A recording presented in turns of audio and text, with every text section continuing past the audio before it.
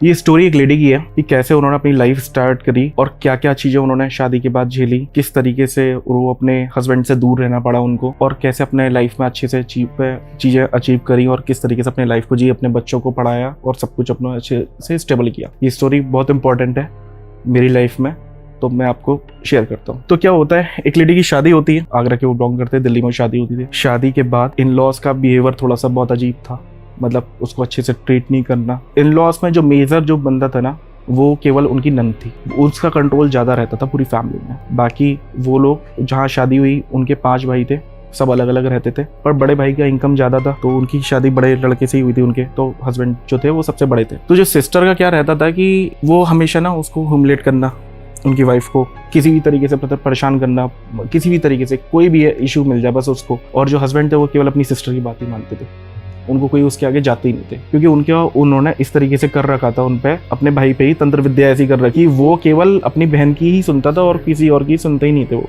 उनको ना मतलब होता था, जो फाइनल डिसीजन होगा अपनी सिस्टर जो बोलेंगे भाई, मतलब वो वाली चीज। तो वाइफ की तो कोई गिनती होती नहीं है। सिस्टर मैरिड थी, मैरिड के बाद उनके हस्बैंड की डेथ हो गई थी, डेथ होने के बाद उनकी एक बेटी थी, वो अपने भाई के साथ ही रहती थी। उसका ये था कि मतलब मेन पर्पस ये था कि मेरे सारे भाई मेरे कंट्रोल में रहने चाहिए और जो पैसा हो मेरे पास में आना चाहिए।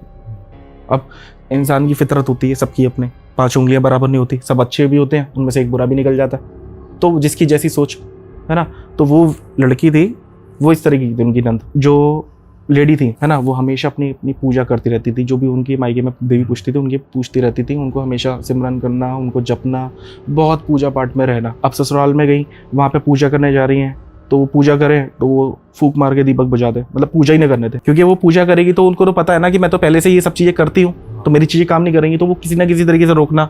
व्रत रखें तो नमक मिला दें खाने में, उनका खंडित कर दें। अब जिसकी जैसी बुद्धि करता था इंसान, तो उन्होंने टॉर्चर झेला खूब अच्छा खासा। ये सारी चीज़ें हुई उनके साथ में, और बाद में मतलब हस्बैंड वाइफ में कलेश कराना कि इसने ऐसा किया ऐसा किया, तो वाइफ हस्बैंड तो मतलब पहले से कंट्रोल में, तो वो उन्हीं की सुनेगा। अब उन्होंने इस पे भी विद्या करनी चालू कर दी। उनकी शादी के बाद उनकी बेटी भी हो गई, एक बेटी थी उनकी। उसके बाद उन्होंने सोचा कि इसको यहाँ से भगाओ, मतलब कि कैसे भी करके यहाँ से चली जाए छोड़ छाड़ के। तो उन्होंने ये चीज करा कि क्या करा कि उनके कपड़े वो नहाने के लिए फोल्ड करके रखती थी, उनके कपड़ों में ना अपना लॉन्ग वॉन्ग करके कुछ रखा। अब उन्होंने देखा कि कपड़े मेरे ऐसे रखे हुए, तो उन्होंने अपना देखा कि ये क्या है, पता नहीं कहाँ से आ गया होगा, उन्होंने झाड़ा अपना कपड़े पहन के चले गए। अब क्या हुआ कि उसी दिन उनके साथ क्या हुआ कि एक म्यादी क्रिया होती है। म्यादी क्रिया में क्या होता है, जो म्यादी होती है ना, उस मतलब म्यादी मतलब समय अंतराल। अब इस पीरियड में क्या होता है, या तो व्यक्ति उस पीरियड का टाइम पीरियड जैसे कवर होगा, और ये बहुत लिमिट शॉर्ट टाइम पीरियड होता है, जैसे बहुत लॉन्ग होती हैं अलग अलग, ये ऐसा होता है 24 घंटे 48 घंटे, व्यक्ति के पास इतना ही टाइम पीरियड होता है। उसके बाद अगर नहीं खत्म तो व्यक्ति खत्म, या तो चली जाए।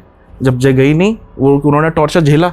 उन्होंने इसलिए झेला कि भाई कि ठीक है मेरी बेटी है, मैं अब शादी कर रही हूँ, क्योंकि पहले के टाइम के लोग ना निभाते थे। अब चीजें आप ओपन अप हो जाते हैं कि नहीं भाई ऐसा ऐसा बिहेव कर रहा है, ये ऐसा कर रहा है या ये, तो लोग कहते हैं नहीं। पहले के लोग सोचते थे कि नहीं मेरा है तो नहीं, अब मुझे यही करना है, शायद मेरी किस्मत है या कुछ भी, इस तरीके से चीजों को आगे कंटिन्यू करते थे। अब उस दिन उनके साथ क्या होता है, वो पूरे दिन भर में ना जो म्यादी क्रिया होती है, म्यादी क्रिया एक ऐसी विधि होती है, उसमें ना इंसान को ना घात आती है। घात मतलब घात के द्वारा ही होता है, ब्लड आएगा।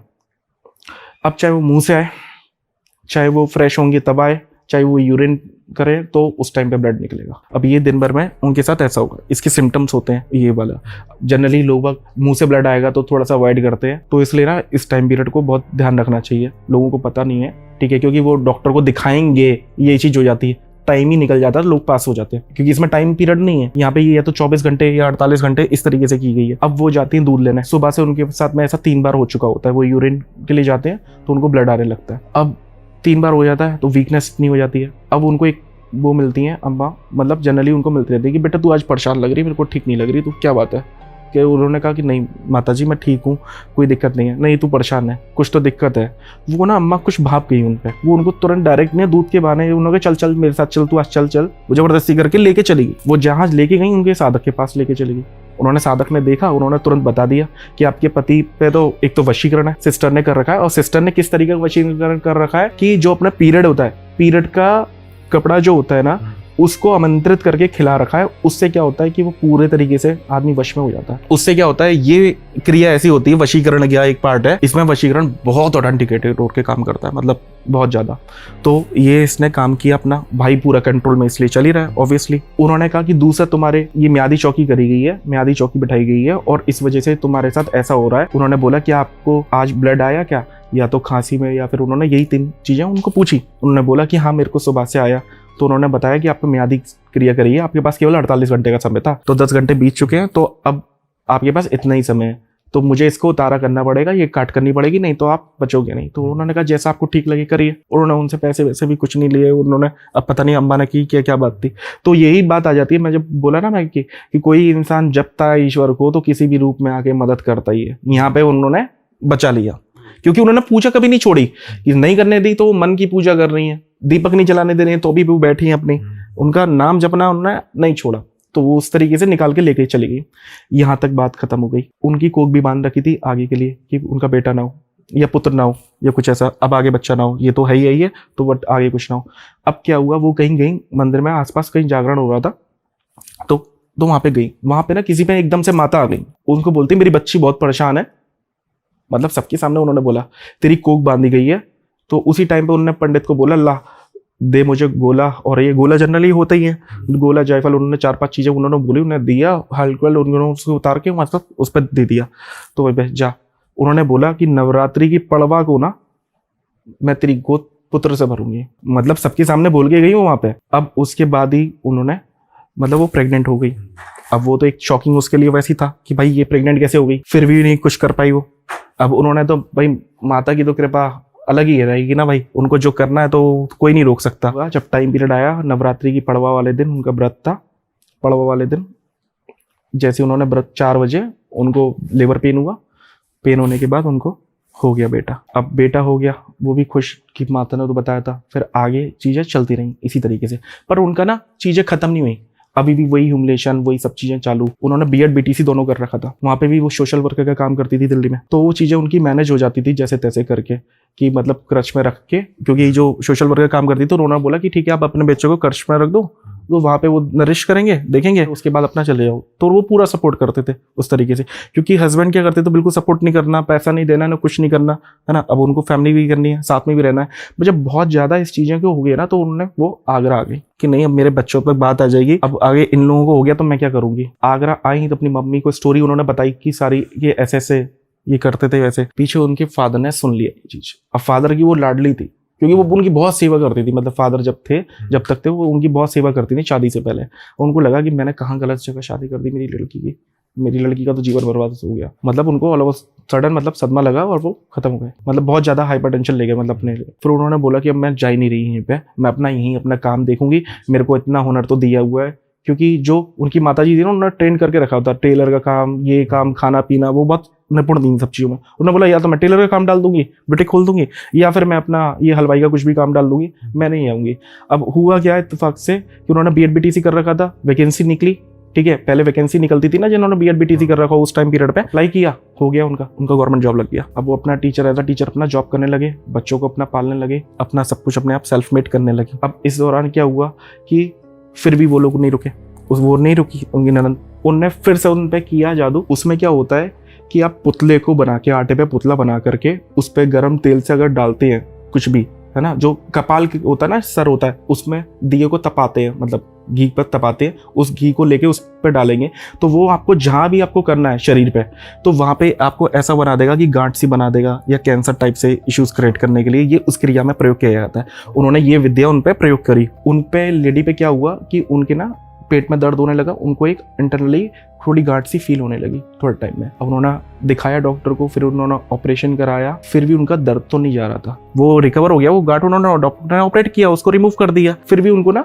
पेन वो रहता है, क्योंकि तंत्र किया तो असर तो करेगा। फिर उन्होंने वहां पे दिखाया किसी को, कि उन्होंने बताया कि भाई ऐसे ऐसे तेरे को दिक्कत है और ये ऐसा इश्यूज है। फिर उन्होंने सारी क्रिया उनकी काटी, फिर उन्होंने पति का सारा काटा, वशीकरण वगैरह। जब उन्होंने सारा काट दिया तो उनके पति को समझ में आने लगी चीजें, सब दिखने लगा। फिर वो तुरंत ही बैक टू आगरा, मैंने तो कुछ किया ही नहीं अपने जीवन में, मतलब बच्चों की तरफ ही नहीं सोचा, ना तेरी तरफ देखा, ना कुछ किया, तूने अकेले ही सब कुछ कर लिया, तू तो मुझे छोड़ दिया, तूने चली आई, मैं क्या करूँ, मेरे को तो समझ में नहीं आया, मेरी गलती है। उनको रियलाइजेशन पॉइंट आ गया, वो उनका वो पॉइंट आ गया, क्योंकि उनका दिमाग ही नहीं है तो उस तरफ तो वो क्या करेंगे। तो जब उनको समझ में आया, फिर उनका क्या हुआ कि बैक टू बैक आगरा आना चालू हो गया। हर सैटरडे पे अपना काम कर रहे खत्म करे, वो अपना आए ट्रेन पकड़ के आगरा आना चालू कर दिया। अब ये लोग रह रहे थे, इनका जीवन भी अच्छा चल रहा था, बच्चे भी बढ़िया खुश, अपना हैप्पीली सब अच्छा चल रहा था। एक दिन क्या होता है, वो लेडी आती है, फैमिली की में थी, तो वो अपने सबके साथ में आ जाते हैं आगरा में ताजमहल घूमने के पर्पज से। अपने आगरा में तो है ही ताजमहल, तो फिर आते वो पूरी फैमिली आते।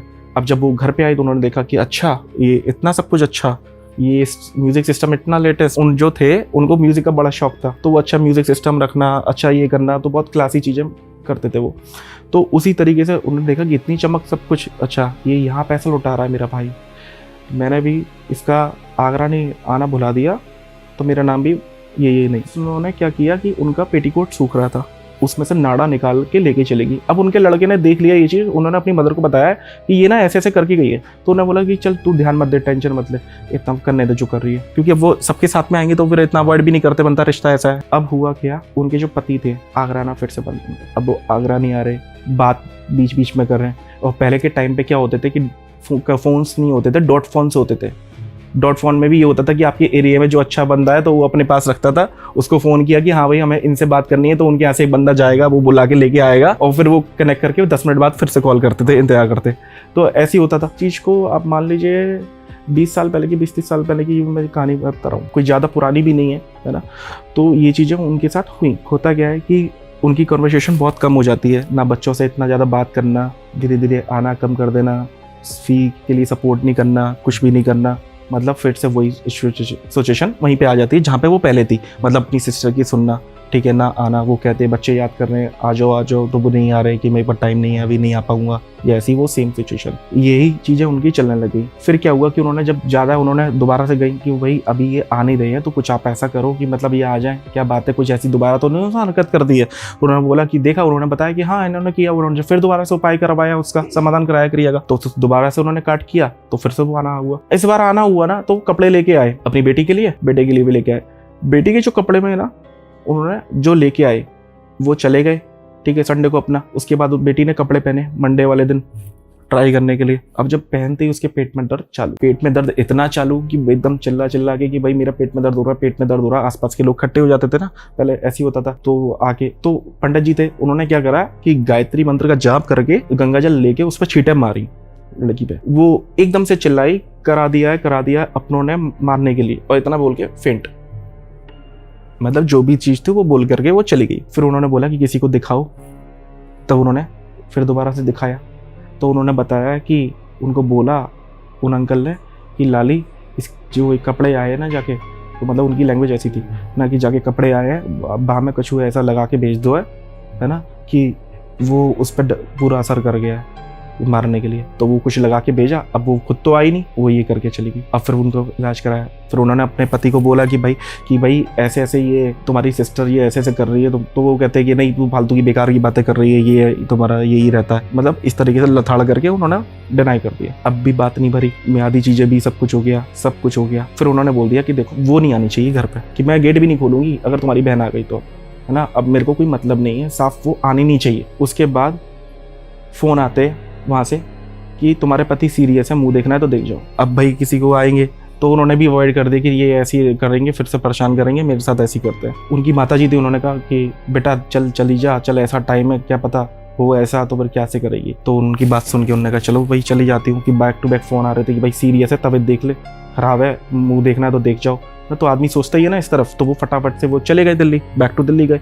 अब वो दिल्ली जाती हैं, वो देखते हैं वो अपने रेडी हो गए ऑफिस जा रहे हैं, मतलब वो ठीक। वहाँ से बुलाने के बाद अब उन्होंने बोला कि तुम्हारी बहन ने तो फ़ोन करके मेरे को बुलाया, तो उन्होंने कहा नहीं मैं तो ठीक हूँ। वो तो बोल रही थी कि तुम तबीयत ख़राब है। तो वो वहाँ से रुकती हैं, फिर वो अगले दिन ही वापस आती हैं। उस लड़के की तबीयत ख़राब की, लड़की अपनी नौकरी अपने लड़के के दम पे बोलती है, चल गवर्नमेंट नौकरी तो जाएगी नहीं भाई, ये ऐसा तो है नहीं कि ना मतलब निकाल देंगे या कुछ भी कैसे कर देंगे। तो लड़के के दम पे बोलती है, अब लड़का ही नहीं रहेगा तो ये किस चीज़ पे गुरूर करेगी अपना, तो लड़की को निपटाओ। तो लड़के पे उन्होंने करा। तो लड़का जब आया, आने के बाद उसके साथ में ऐसा हुआ कि मतलब वो फेंट हो गया, उसके बस मुंह से झाग निकलते थे, मतलब फेंट हो गया। माँ परेशान भाई, एकदम से मेरे बच्चे पे फिर से मेरी बात आ गई, ये हरकत उन्होंने कर दी। फिर वो भागी दौड़ी कि इधर इधर देखा, ठीक है। सबसे पहले उन्होंने डॉक्टर को दिखाया कि भाई, सबसे पहले उनको लगा कि कोई मेडिसिन प्रॉब्लम है क्योंकि इतना ज़्यादा नहीं है, तो उन्होंने माइंड के एक्सरे करवाए। डॉक्टर थे गुरनानी, है ना, आगरा में है, वहाँ पे उन्होंने दिखाया। उन्होंने बोला कि सारी रिपोर्ट्स नील, वो मतलब करते ना, मतलब मिट्टी विट्टी लगा के, तार वार लगा के, मतलब इस तरीके से करते हैं। तो उन्होंने सब कुछ किया, बिल्कुल रिपोर्ट्स नील, सब कुछ ओके, सारे और टेस्ट कराए, सब नील, सब कुछ सही।